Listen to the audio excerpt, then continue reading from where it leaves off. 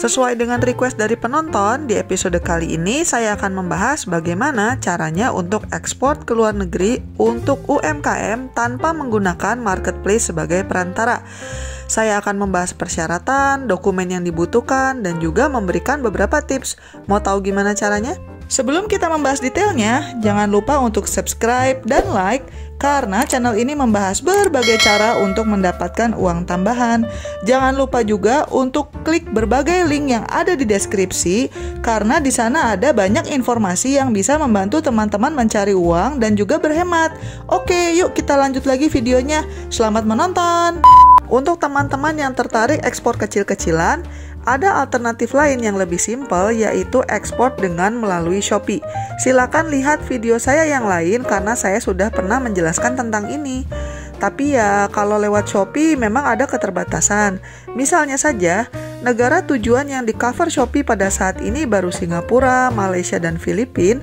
Dan selain itu hanya bisa ekspor barang-barang yang ukurannya relatif kecil. Kalau teman UMKM ingin dapat lebih banyak keuntungan dengan ekspor skala besar ke berbagai negara, ya memang perlu untuk ekspor sendiri tanpa bantuan marketplace. Sebelum mulai ekspor, saya sangat menyarankan untuk banyak-banyak mencari ilmu dulu bagi pemula karena prosedur ekspor barang ke luar negeri itu bisa cukup membingungkan dan kalau ada salah-salah bisa mengakibatkan kerugian yang besar.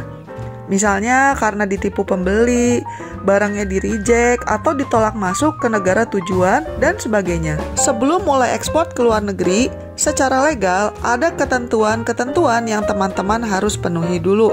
Misalnya saja, usahanya harus merupakan badan usaha atau hukum dalam bentuk CV, firma, PT, atau koperasi dan punya nomor identitas kepabean dari Ditjen Bea Cukai.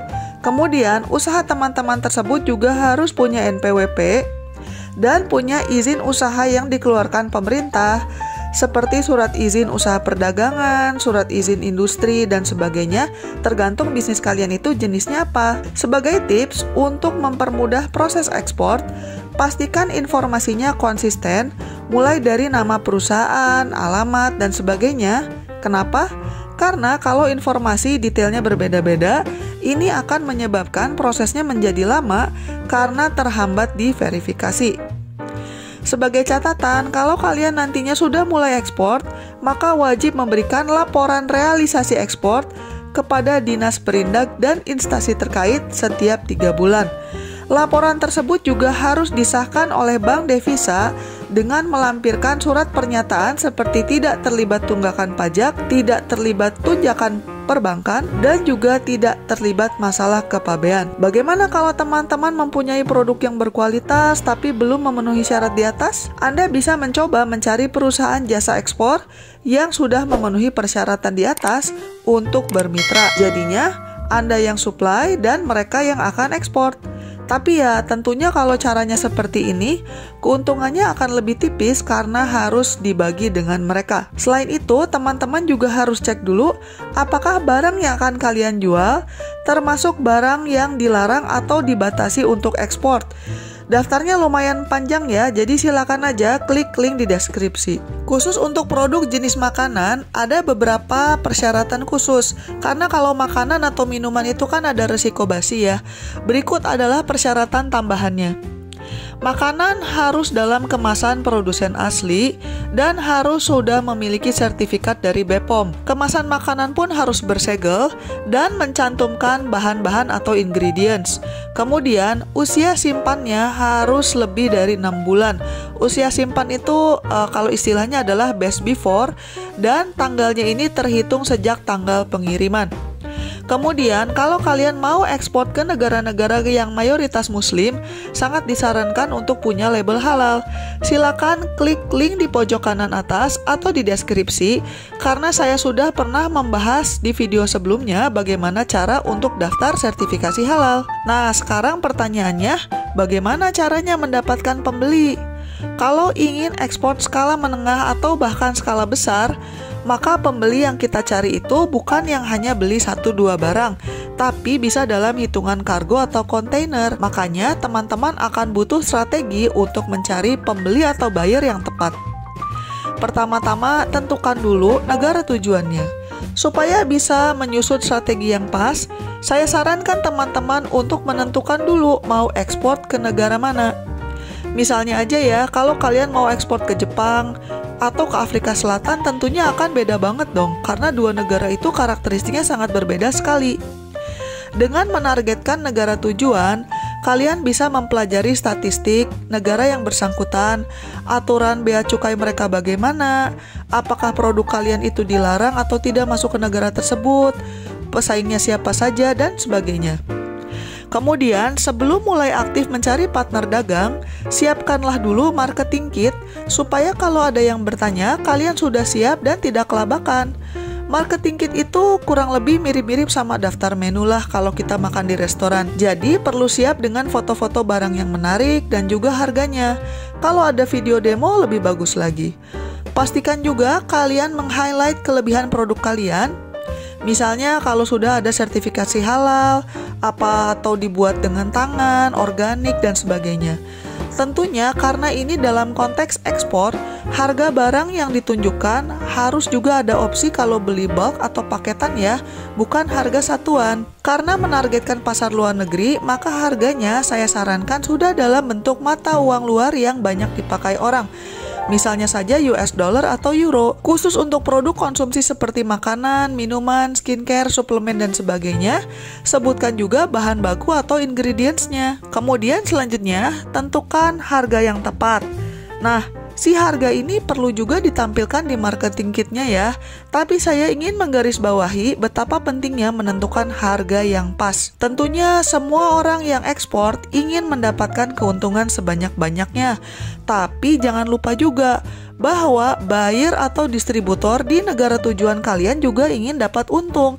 Jadi, jangan mentang-mentang ini untuk keperluan ekspor, kemudian kalian taruh harga yang luar biasa mahal dengan pikiran, kalau bule mah duitnya banyak. Jangan begitu, karena kalau kalian pasang harga terlalu mahal, maka buyer akan lebih memilih untuk membeli dari sumber lain, misalnya dari Cina yang memang sudah terkenal murah. Untuk menentukan harga, kalian bisa pelajari dulu berapa harga jual eceran di negara tujuan, kemudian kalian hitung kira-kira berapa keuntungan yang menarik untuk distributor, buyer, dan sebagainya. Saran saya, untuk awal-awal, ambil keuntungannya jangan terlalu serakah. Anggap saja sebagai harga perkenalan, sekalian mencari partner bisnis di luar negeri yang sesuai. Meskipun untungnya tipis, tapi kalau kalian jualnya dalam jumlah yang banyak, dan bayarnya juga repeat order, dan juga dalam mata uang asing, mestinya pelan-pelan insya Allah kalian bisa mendapatkan banyak keuntungan. Selanjutnya, karena kita mencari pembeli yang secara fisik tidak berada di Indonesia, maka sangat penting untuk memiliki website untuk usaha kalian. Nggak mahal kok biayanya. Bikin websitenya juga bisa pakai template. Silakan klik link di pojok kanan atas atau di deskripsi untuk menonton video saya yang terkait dengan cara membuat website. Kemudian, foto-foto dan video dari marketing kitnya kalian bisa pajang di websitenya. Kalau harganya terserah mau ditaruh di sana atau tidak. Websitenya jangan lupa harus ada juga versi bahasa Inggrisnya kalau kalian ingin pembeli dari luar negeri. Jangan lupa juga sertakan informasi bagaimana cara menghubungi kalian, misalnya melalui email atau WhatsApp. Karena akan ada banyak komunikasi dalam bahasa Inggris, saya sangat menyarankan teman-teman untuk berlatih bahasa Inggris atau punya karyawan yang lancar bahasa Inggrisnya. Untuk mengecek grammar apakah bahasa Inggrisnya sudah benar ketika ditaruh di website, ada kok aplikasi gratis. Kalian bisa menggunakan aplikasi yang namanya Grammarly. Silakan, link ada di deskripsi ya. Selanjutnya, saya sangat menyarankan kalian untuk ikut pameran, walaupun ya ketika pandemi gini mungkin pamerannya masih stop dulu ya. Tapi kalau nanti pandeminya sudah selesai, biasanya pameran akan ada aktivitas lagi. Untuk mengetahui informasi ada pameran di mana, kalian bisa menghubungi Kementerian Perdagangan untuk tahu informasi pameran apa yang relevan untuk bisnis kalian. Selanjutnya, manfaatkan juga fasilitas dari pemerintah. Anda bisa mencari informasi ke situsnya Direktorat Pengembangan Ekspor Nasional atau ke situsnya Menteri Perdagangan, karena di sana ada banyak informasi. Mereka juga memiliki perwakilan perdagangan. yaitu Indonesian Trade Promotion Center atau ITPC, dan juga atasé perdagangan yang tersebar di berbagai benua untuk membantu menghubungkan bisnis Anda dengan buyer di luar negeri supaya Anda bisa mendapatkan partner berbisnis. Di bawah Kementerian Perdagangan juga ada lembaga yang namanya FTA atau Free Trade Agreement Center yang memiliki keahlian di prosedur ekspor, promosi, dan pemasaran.